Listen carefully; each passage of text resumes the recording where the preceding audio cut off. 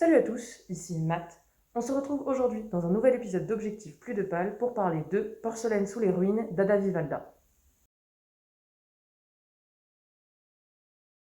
Alors déjà, c'est une amie qui m'a prêté le livre et elle l'a en édition collector, donc je vous le montre parce qu'il est magnifique.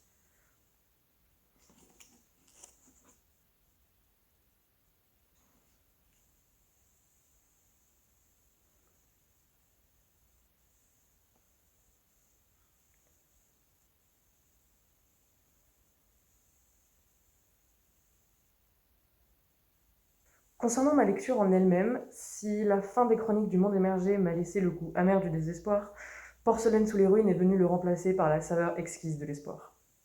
Les dialogues m'ont semblé très mécaniques et m'ont un peu sorti de l'histoire, mais le livre rentre dans mon top 10 sans hésitation. L'histoire est absolument magnifique et le message transmis par le livre est très touchant. Ce n'est pas parce que tout semble perdu qu'on est obligé de rester sans rien faire à attendre la fin. Les personnages sont très attachants, même si Lethan et Alba sont un peu insupportables au début. J'aime d'ailleurs beaucoup l'évolution de leur relation tout au long du livre. La révélation à la fin était un peu prévisible, mais je ne m'attendais pas du tout à ce qu'elle soit amenée de cette manière. Je ne sais pas si c'est très clair, mais je ne peux pas vous en dire plus sans vous spoiler, et le spoil, c'est mal.